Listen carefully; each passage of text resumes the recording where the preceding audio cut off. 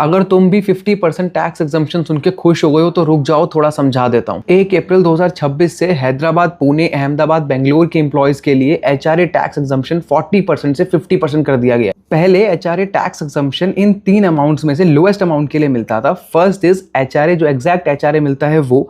Second, rent minus 10% of your salary. Third, 40% of your salary. अब तुम्हें थोड़ी सी calculation समझा देता हूँ। फॉर एग्जांपल, तुम्हारी सैलरी 1 लाख है और उसमें से एचआरए जो मिलता है वो 40,000 मिलता है और रेंट तुम भरते हो 30,000। तो पहला अमाउंट तो हो गया एग्जैक्ट एचआरए यानी कि 40,000 रुपीज।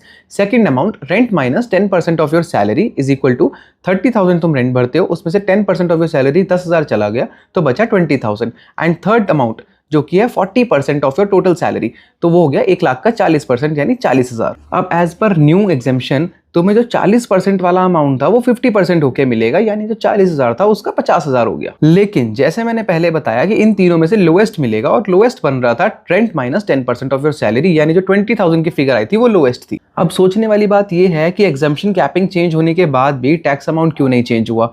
अब तुम लोग मुझे कमेंट्स में बताओ कि टैक्स अमाउंट कैसे चेंज होगा, एंड ऐसी और वीडियोस के लिए मुझे फॉलो कर